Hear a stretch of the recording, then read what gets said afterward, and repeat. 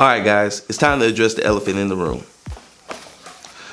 Two different sketchbooks, two different covers, the exact same interior. How did this happen? Well, we're going to talk about it in this video.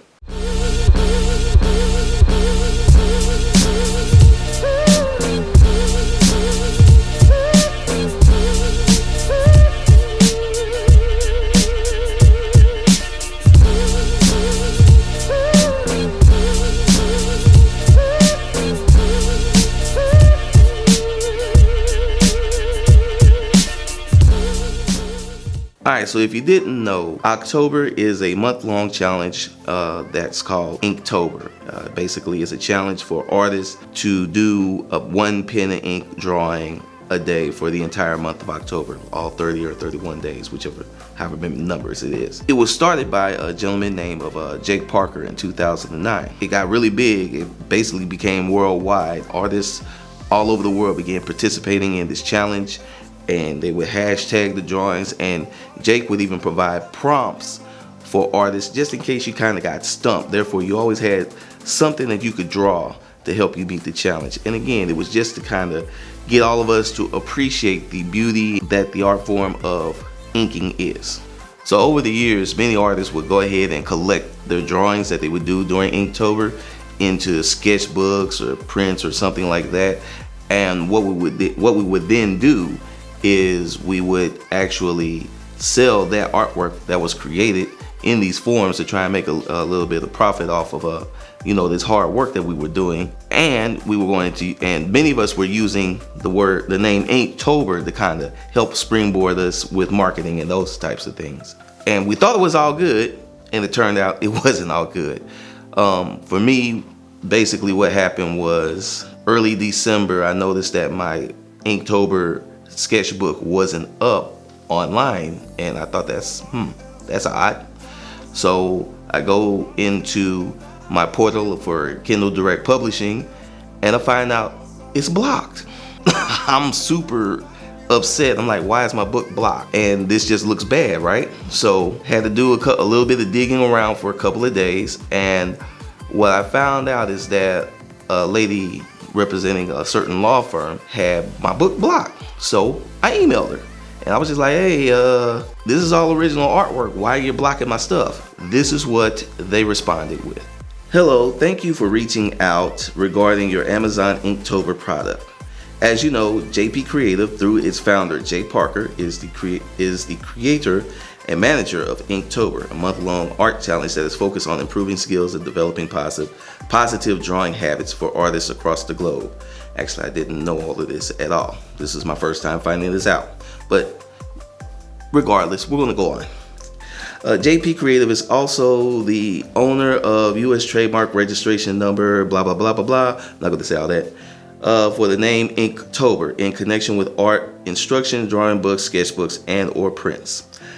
JP Creative has requested the removal of your product from Amazon because it contains an unauthorized and unlicensed use of the name Inktober.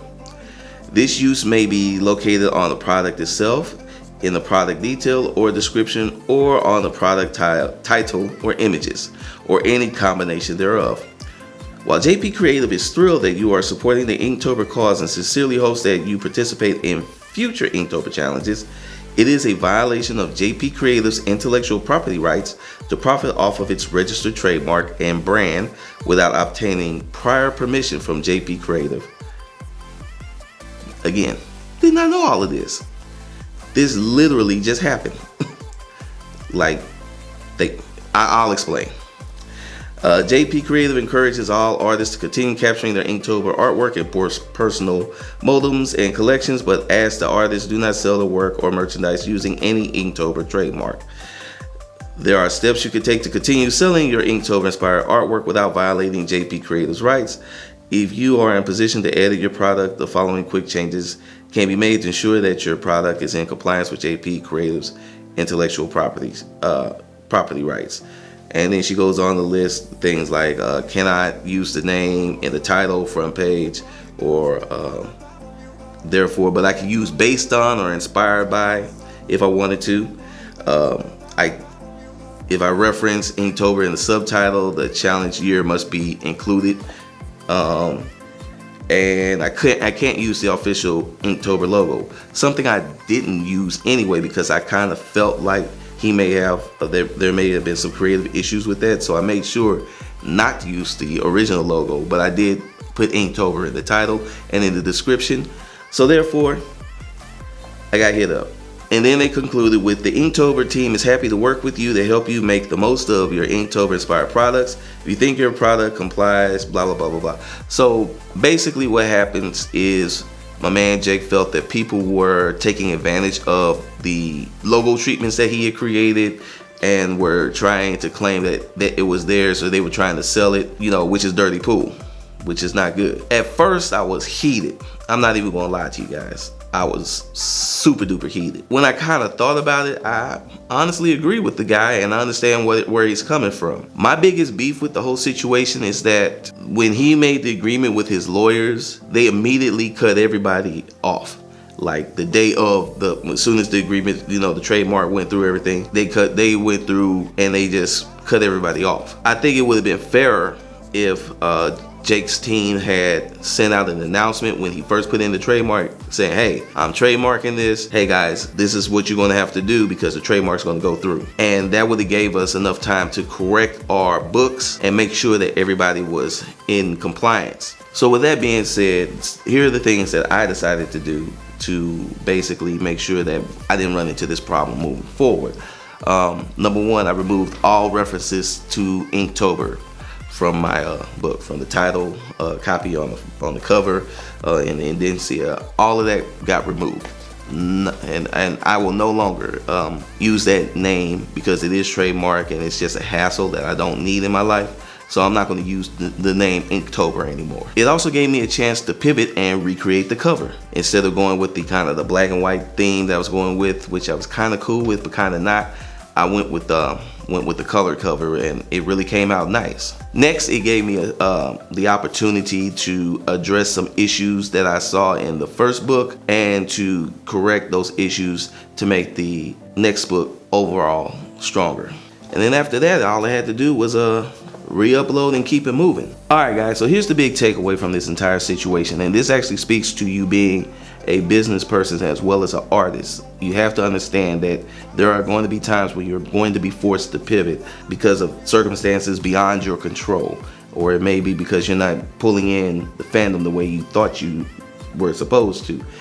There are any number of reasons. That being stated, you have to be flexible because this is a business. Again, Jake wasn't wrong for what he did. I can understand why a lot of artists would feel like that he was wrong. They were wrong by him. But I think there is a happy middle ground. For guys that had multiple books, yeah, you and Jake gotta work, and his lawyers, you're gonna have to work that out because you should not get a bad mark or a bad reputation because, you know, up until like December 10th of 2019, things were one way and then bam, it just became something else. So yeah, you guys, yeah, y'all gotta work that out. And if you mad at Jake about that, can't be mad at you, honestly. But for those of us that didn't have as many books up where we could easily make the pivot, it's better to just go ahead and make the pivot instead of being on Twitter or Instagram spewing venom at a guy that was just trying to, who basically just made a smart business move, to be honest with you. Instead of doing all of those things, it's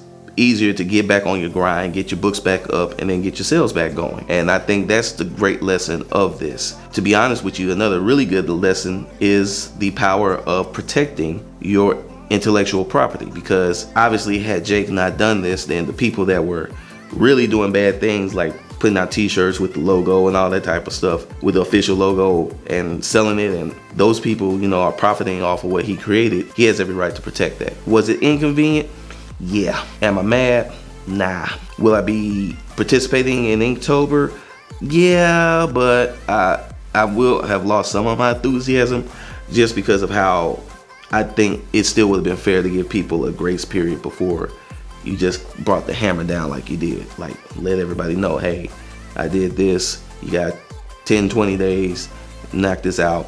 And before we go and talk to Amazon and say, hey, cease and desist.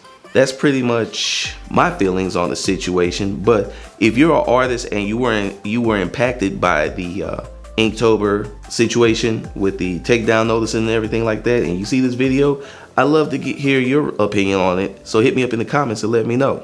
All right, guys. Before we get out of here, let's read some comments from Friday's video. Let's see what you guys thought about it. All right, my man Kirk Allen says, "Much love, my brother. Damn good work." What's up, Kirk? Thank you. You've been hitting me up in the comments and everything like that, and this is something new that I'm trying. I'm gonna read some of the comments that I received on the video, so hopefully you guys see this video, you'll put in your comments and then it'll be read in the next video.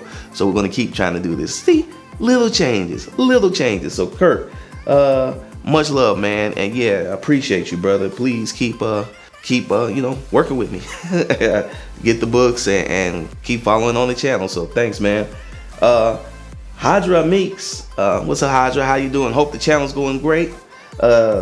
She wrote to me. She said, "My brother, who lives in Southern Cal, and me, I'm a Northern California girl, were devastated about Kobe's passing. One of the shining stars of the minority and Black American community, and I am so sad he's gone, and even more saddened that his young daughter died with him. Thanks so much for your tribute and video on my brother Kobe." Audra, I know it's hitting everybody in California and Los Angeles so very hard, and again, I was a big fan of the guys, so I really just wanted to kind of just have that moment of silence and kind of encapsulate it in artwork. And yes, I'm gonna get that print out to you this week, and I also have a couple other friends that asked for the print as well. And if you guys don't know, I'm doing a print based off of the artwork I did for Kobe, doing a tribute to Kobe, but I'm not charging at all. So if you guys want one, just hit me up in the comments. It will be absolutely free. All right, guys, that's it. I'm glad you guys enjoyed the videos. Thank you guys for coming to the channel, and please, you know, keep coming back. And if you're new here, please hit that subscribe button and join the community. And if you're a regular, you know, A1 Day Ones, hit that like button. And also, new people and regulars, hit that bell icon to make sure that you know when I put up a brand new video. And if you guys want to get in touch with me, you can always get in touch with me through Instagram and Twitter at DKG72, or you can hit me up on my Facebook or TikTok, David Gordon 72. Also, I have a Patreon, so if you guys would like to go to my Patreon, it's linked in the description below. You can support the channel that way and get free pinups and stuff like that. So it's a lot of nice perks. But all right, guys, I'll have everything linked below, including the link to my new sketchbook. You can either order it off my website or off of Amazon. And yeah, I hope you guys have a good one, and I'll holler at y'all later. Peace.